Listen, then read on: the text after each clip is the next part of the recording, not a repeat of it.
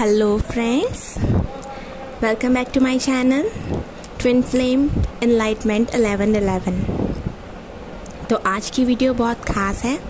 ये video special DF के लिए है जो इस ट्विन फ्लेम जर्नी में अपने मूड स्विंग्स होने की वजह से बहुत परेशान रहती हैं।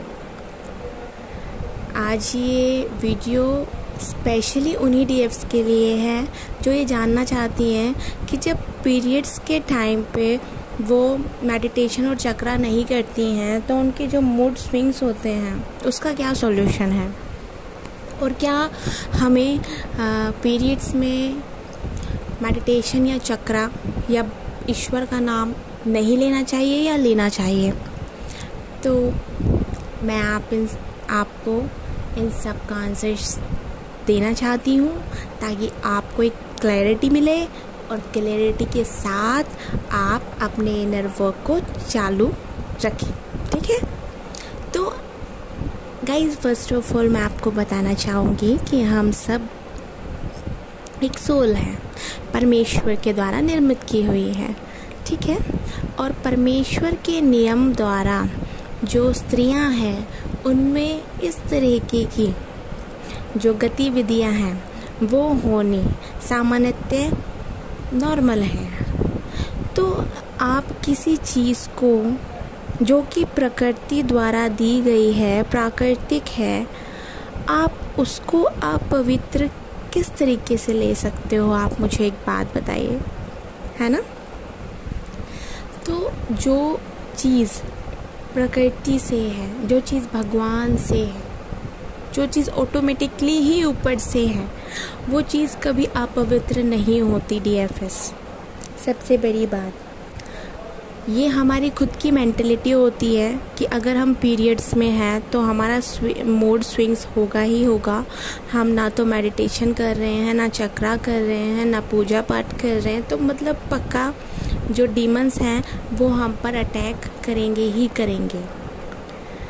अब 50% ये जो आप मूड स्विंग्स का न्योता खुद देते हो डिमॉन्स को और नेगेटिविटी को कि आओ हम पर अटैक करो, क्योंकि आप इस चीज़ को सोच रहे हो, राइट। और अब मैं बात करती हूँ यहाँ आने की कि हमें भगवान का नाम लेना चाहिए या नहीं लेना चाहिए, क्योंकि वो तो एक पवित्र चीज़ है।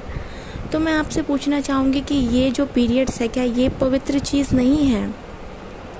अगर ये नहीं होती तो एक नवजीवन का शुरुआत संभव होता, पॉसिबल होता नहीं, क्योंकि जब ये होते हैं, जब पीरियड्स होते हैं तो इन पीरियड्स वाले दिन एक स्त्री और अनेकों डे की बजाय बहुत पावरफुल और एनर्जेटिक होती है। ये सिर्फ भ्रांतियाँ है कि बहुत ज़्यादा चिड़चिड़ा लगता है, बहुत ज़्यादा परेशान हो जाती है, बहुत ज़्यादा मूड स्विंग्स होता है, क्योंकि ये हमारी खुद की मेंटलिटी है, हमने अपने अंदर बनाई हुई है और लोगों ने बनाई हुई है जो हमारे आसपास रहते हैं। आप ये सोचिए कि जब ट्रांजिस्टर होता है इन सब चीज़ों का तो यह एक नव जीवन को निर्माण करती है, एक नव जीवन की शुरुआत करती है, एक बेबी को जन्म देती है। एक बेबी का जन्म इसी से होता है और किससे हो सकता है? तभी तो एक वो बेबी है जब स्पर्म और ये जो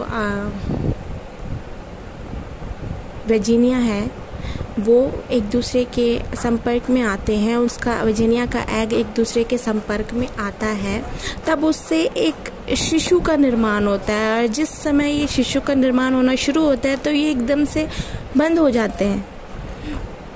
तो उस टाइम में क्या होता है कि एक नए जीवन की शुरुआत हो रही होती है, एक साइकिल की शुरुआत हो रही होती है।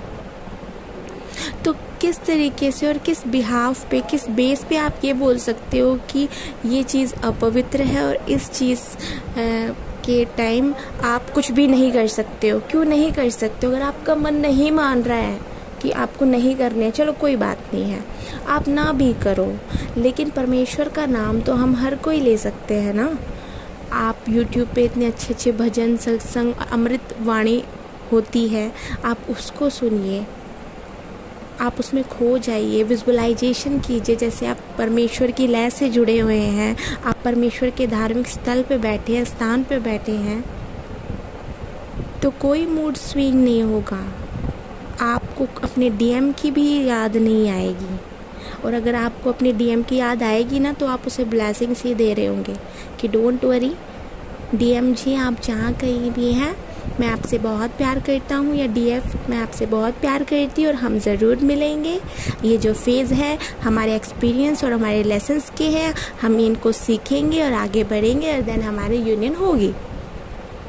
ठीक है, तो पीरियड्स को गलत तरीके से ना लेकर जाएं कि पीरियड्स है तो मूड स्विंग्स होता है और बहुत सारी नेगेटिविटी। नहीं, 50% नेगेटिविटी को आप न्योता खुद देते हैं, और 50% जो रही सही होती है वो आप अपने दिमाग में इतनी सारी चीज़ें आसपास की अपने आप में समाये चले जाते हैं कि उससे क्या होता है कि आपका जो मूड है वो स्विंग हो जाता है और आपको कुछ समझ नहीं आता है, और जिससे कि आप बहुत एग्जाइटी में चले जाते हैं। ऐसा नहीं करना है। अपने मन को खोलिए, सोचिए कि जो चीज़ एक जीवन को जन्म देती है वो चीज़ कैसे अपवित्र हो सकती है। नहीं हो सकती। ये प्रकृति ने बनाया है, ये प्रकृति का नियम है। ये तो पवित्र से भी पवित्र है। बल्कि जब आप पीरियड्स में होते हो तो ये समझो कि आप कितनी भाग्यशाली हो कि आपके अंदर इतनी पावर है कि आप एक जीवन को जन्म दे सकती हैं। और जब आप एक जीवन को जन्म दे सकती हैं तो आप सब कुछ कर सकती हैं। तो इस वीडियो के माध्यम से आपको मैं यही बताना चाहती थी, कोई बात नहीं, अगर आप पीरियड्स में हैं भी तो परेशान मत होइए, अपने आप को परमेश्वर की लय से तोड़िए मत। जो चीज़ कर रहे हैं वो करिए, ठीक है। जैसा कि हम जानते हैं कि जो कुंडलिनी है वो एक माता है जो हमारे अंदर है, ठीक है। जब वो जागृत होती है तो हम मोह माया सबसे दूर हो जाते हैं और हमारी एक अलग ही जर्नी होती है, एक अलग ही हमारा पैशन होता है, एक अलग ही हमारे मुख पे तेज होता है ना।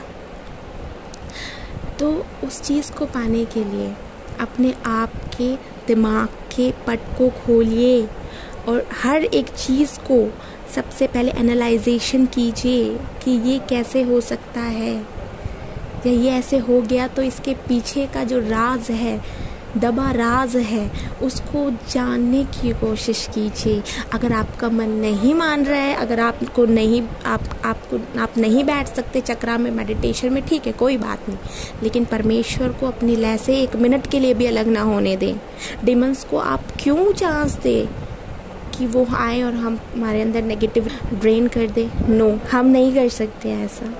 आई होप आपको समझ आया होगा और थैंक यू सो मच। मैं पूरे विश्वास के साथ कहती हूँ कि आप सभी मुझे ज़रूर परमेश्वर की दया से प्यार देंगे, जैसे परमेश्वर ने मुझे दिया, मेरे डीएम ने मुझे दिया, इस प्रकृति ने मुझे दिया। I am very thankful to all of you and God bless to all of you. जिसको भी मेरी वीडियो पसंद आती है, मैं तहे दिल से धन्यवाद करती हूँ उसका कि वो जो सामने वाला बंदा है जो मुझे सुन रहा है, कि अपने आप को एक अच्छी चीज़ को मैं आगे बढ़ा रही हूँ, अपने अंदर के ज्ञान को मैं आगे बढ़ा रही हूँ, तो मुझे बहुत खुशी मिलती है कि मेरी वजह से किसी अनदर पर्सन का भी कुछ प्रॉफिट हो रहा है। तो हम अगली वीडियो में मिलेंगे, तब तक के लिए गॉड ब्लेस।